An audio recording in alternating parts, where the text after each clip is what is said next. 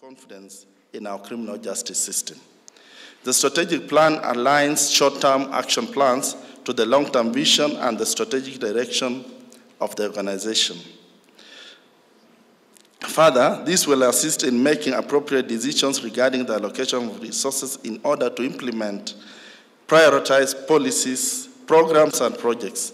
It will also improve efficiency and effectiveness in the allocation of resources, thereby improving the quality of prosecution services rendered. The ODPP Strategic Plan 2023-2027 anchor and prioritize the short, medium, and long-term goals. It will guide the office in defining its purpose and strategic direction through an implementation framework of activities which includes monitoring and evaluation performance. In addition to the progress made by the Excellence Charter 2020-2023, the office is laying a stronger foundation by embracing digitization, innovation, and enhancing institutional capacity for improved service delivery. The strategic plan is also aligned to the Kenya's National Development Agenda, the Vision 2030, and the fourth midterm plan 2023-2027, the government's bottom-up economic transformation agenda, the UN 2030 Agenda for Sustainable Development, and the Africa Union's Agenda 2023.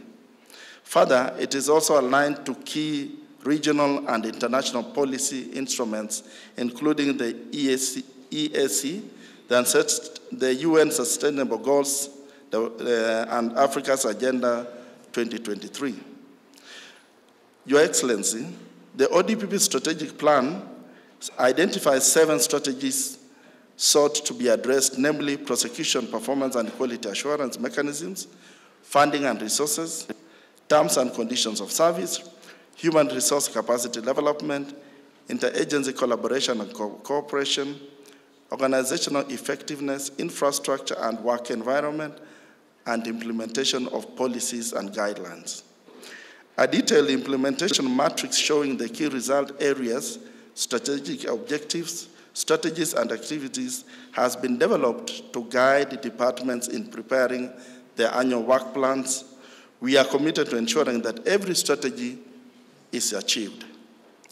In identifying our strategic goals and key results areas, a situational analysis was conducted. The lessons learned from the implementation of the Excellence Charter and views of our stakeholders were taken into account. During the implementation phase of this plan, the office will strive to keep planned activities on track and assess the extent of achievement of strategic results through monthly progress reports, quarterly reports, annual reports, individual performance appraisal reports, and end-of-term report. The office further pledges to implement these strategies as laid out in the plan. At this juncture, I would like to thank the President of the Republic of Kenya, His Excellency Dr. William Samuel Ruto, and the National Assembly for the immense support to ensure that resources are available to this office. During the plan period, the office has projected a resource requirement of approximately 26.831 billion against a projected budgetary allocation of Kenya shillings 19.591 billion. This translates to a resource gap of approximately 7.24 billion. I therefore call upon our development partners to assist in bridging this gap in order for the office to realize its constitutional mandate. In order to realize the envisaged 21st century people-centered prosecution service, the office shall focus on continuously enhancing its human capacity through training and development. The full operationalization of the Prosecution Training Institute will be central to the realization of this strategic plan.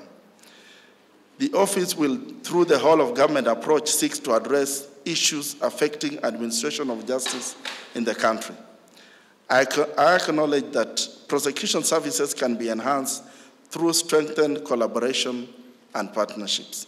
As such, we shall endeavor to strengthen the interagency collaboration to provide an impartial, innovative, effective and efficient prosecution service to all.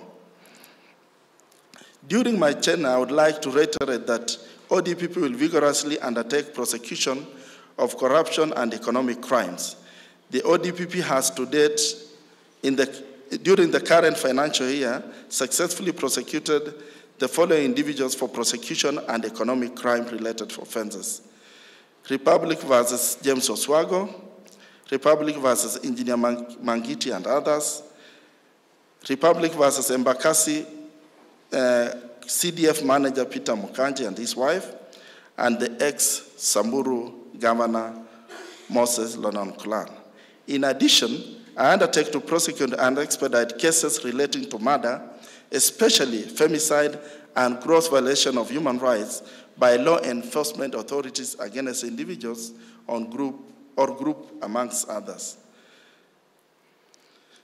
I commend the ODPP Strategic Plan Steering Committee for overseeing the process of development of this strategic plan. I register my sincere appreciation to the United Nations Office on Drugs and Crime for the support and facilitation towards the development of this strategic plan.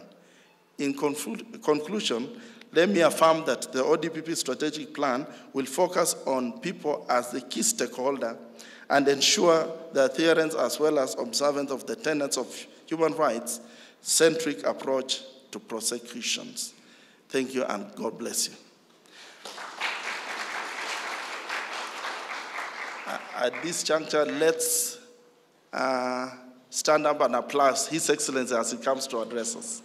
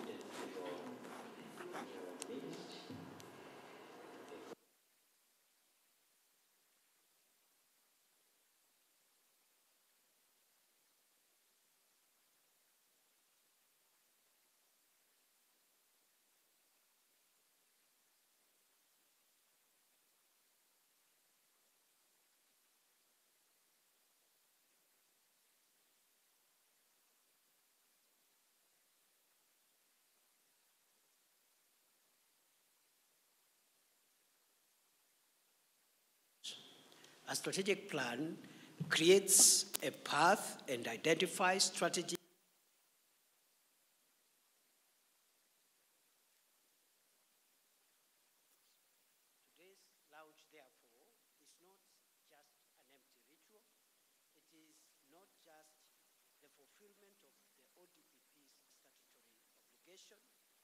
neither is it the ticking of a checkbox in the life cycle of performance.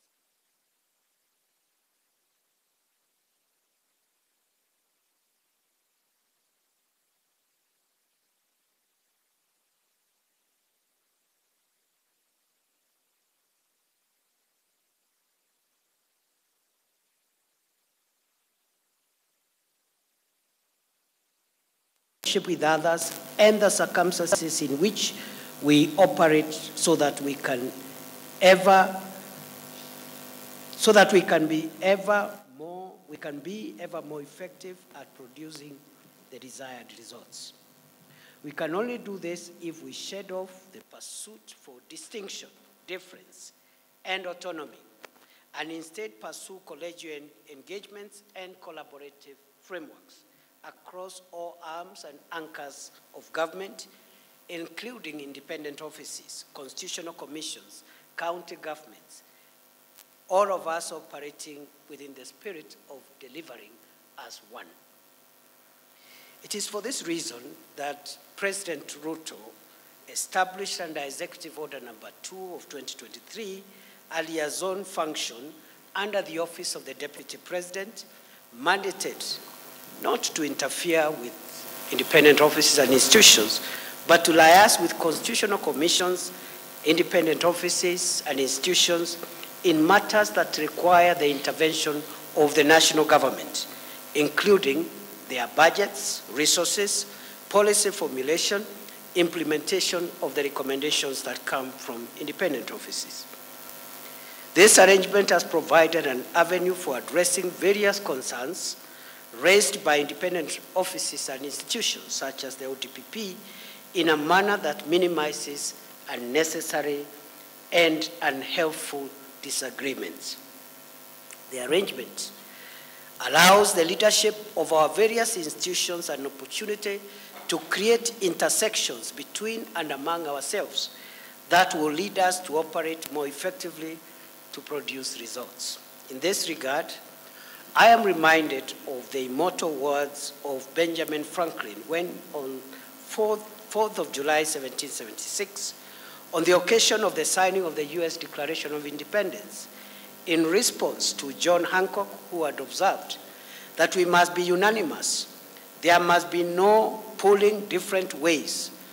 We must all hang together.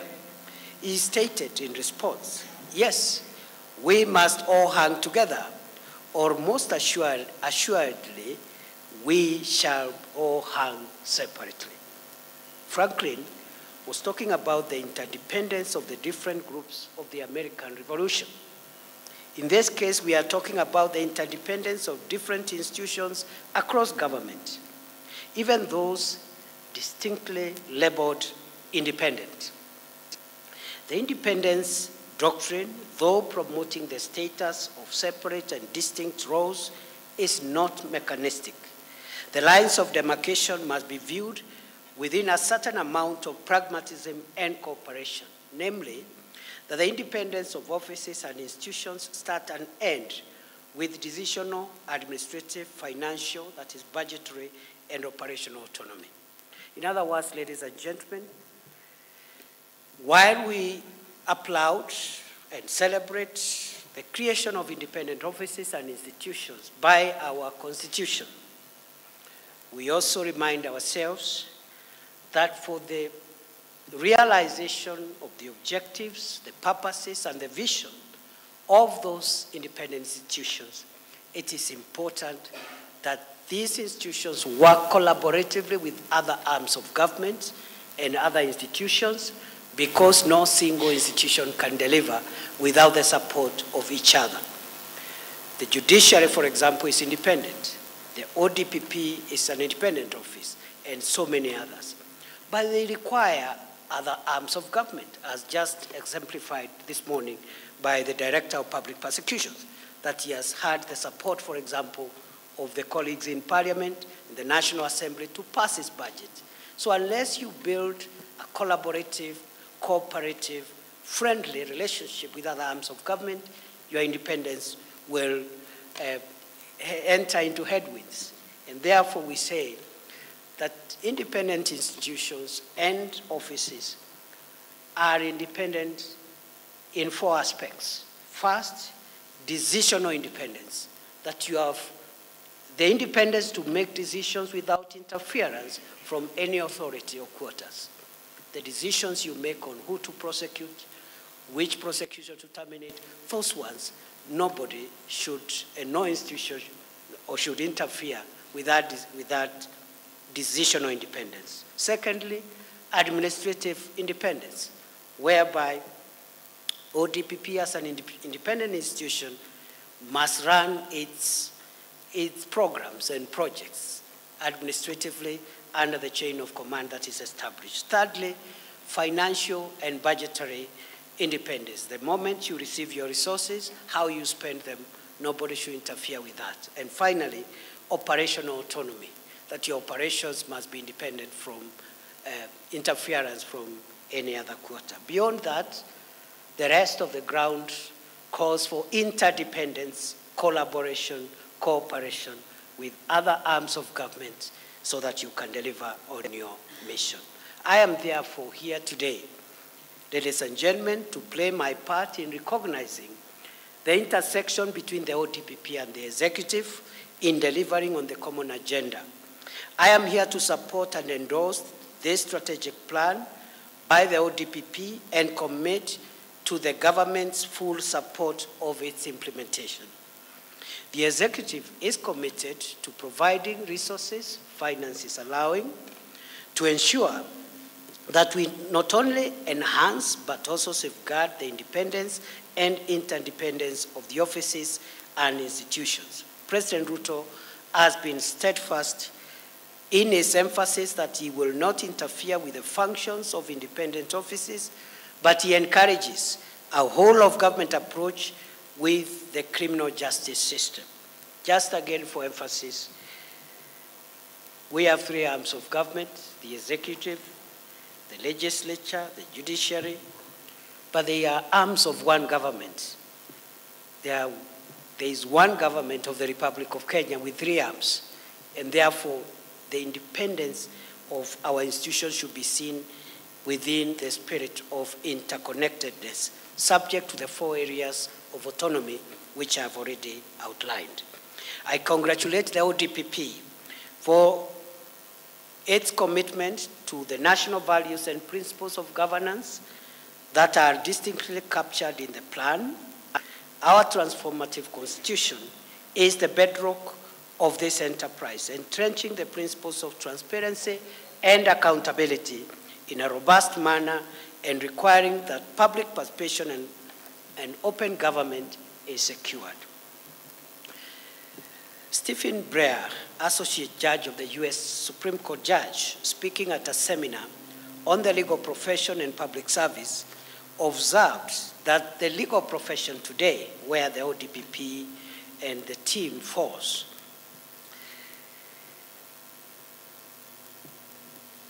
projects two very different images. On the one hand, there is the image of the legal profession implicit in the lawyer jokes and lawyer books, like a book called Lawyers and Other Reptiles, which has very many jokes about lawyers and what they do and how they get away with so many things. That is the one image of our legal profession. But there is a second image projected by the legal profession, namely the more positive image that the lawyer is a problem solver, a statesman, and a productive participant in public life. The DPP operates within the latter projection, the latter image, that a prosecutor is a problem solver. We need to fight corruption. The prosecutor must help the society by bringing into account or bringing to account those who misuse public resources. So the lawyer then, the prosecutor, is a problem solver and a productive participant in public life. As an essential agent of the administration of criminal justice, the prosecutor's role is one of great responsibility. And I dare say the responsibility of the prosecutor under our Constitution is immense. It's tremendous. But as the saying goes, to those much is given, much is required. And therefore, this responsibility comes with great requirements of accountability.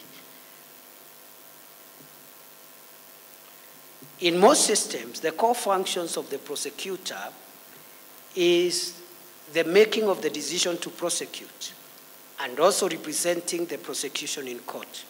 In other jurisdictions, the prosecutor investigates crime and supervises investigators' compliance with procedural rules. In many systems around the world, the prosecutor also may have a role in representing the public interest and protecting vulnerable people.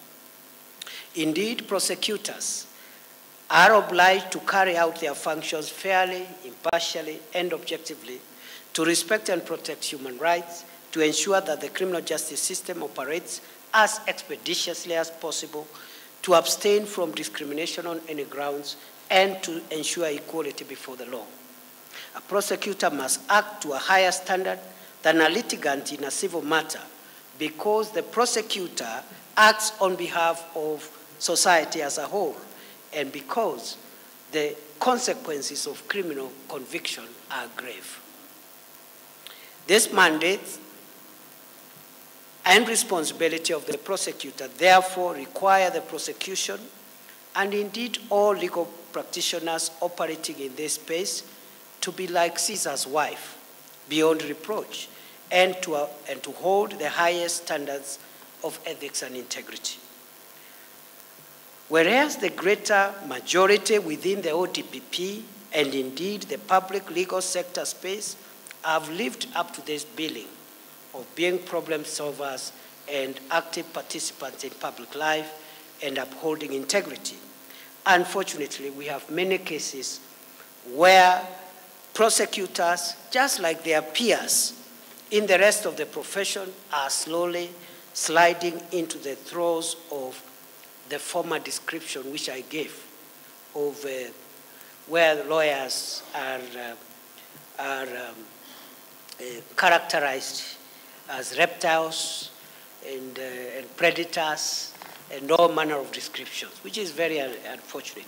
So unlike before, we have very many cases of legal professionals in the private space, in the public space, including prosecutors who have chosen the path of becoming predators and reptiles.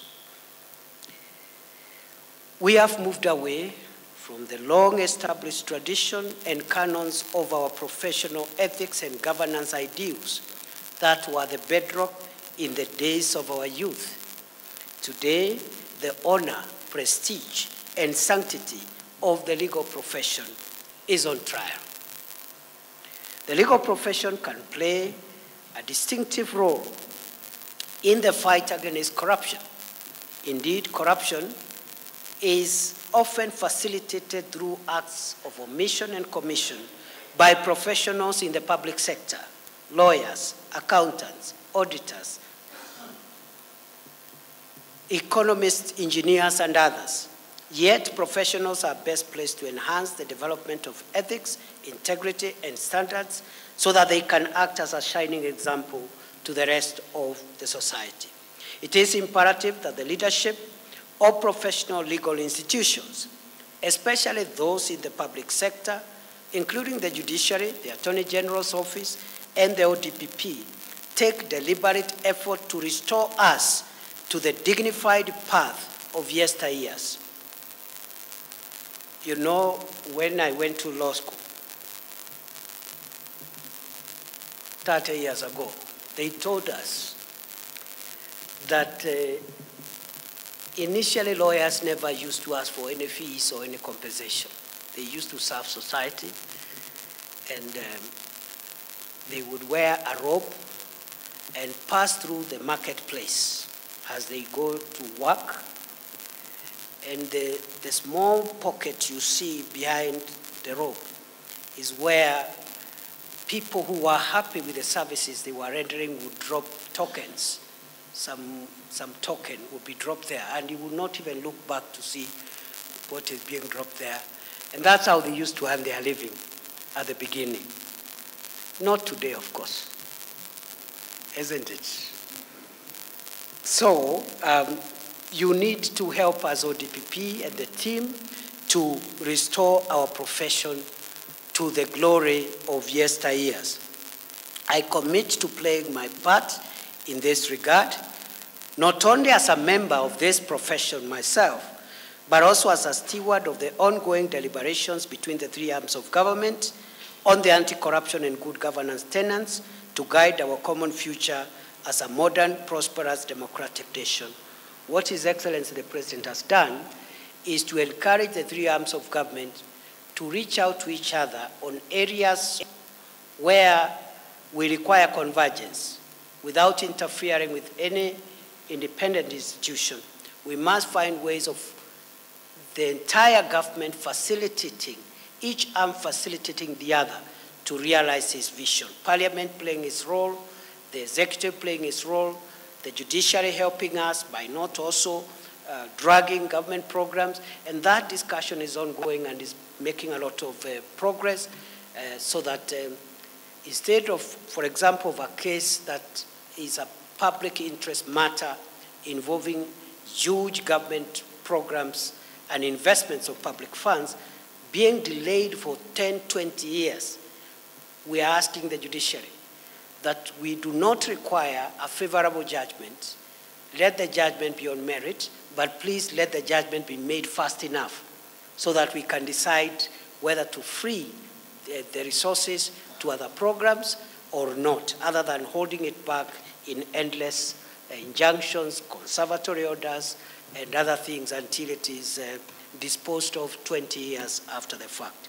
There is need for continued collaboration, not just between the various criminal justice sector actors, but also between other stakeholders, including external and non-governmental partners, some of whom I am happy to see present here today. It is only through such cooperation that we can maximize on our individual limited resources. Mr. DPP and your team, let me congratulate you once again for this achievement. Real work begins now with the implementation of the plan. We look forward to the continued transformative interventions as championed under the tenures of the previous DPPs, or as may be subsequently enhanced or upgraded under your leadership into the future. We look upon you to provide the necessary leadership and the translation of this vision into reality. Today, therefore, is a mark of continuity as it is a mark of change. I wish you every success. God bless Kenya and its people now and in future. Thank you very much. And now I declare this strategic plan of the ODPP 2023 to 2027 officially launched. Thank you very much. Thank you, Your Excellency. We kindly the people flanking His Excellency the Deputy President. We were having our books with us. Let's have His Excellency also have his book so that we stand there with our books that have been officially launched.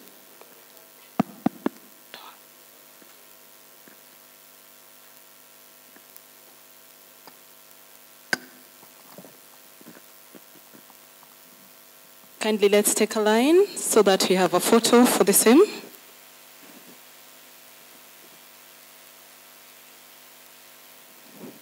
With the books, kindly. Heads of delegation, representatives of the missions.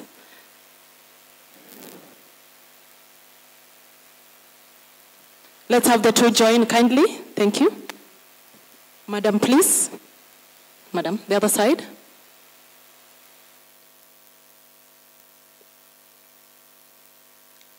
Thereafter, we are going to be led into the national anthem as we conclude the ceremony. We'll request after the photo session that the rest of us, we take our position. We allow His Excellency to receive the national anthem.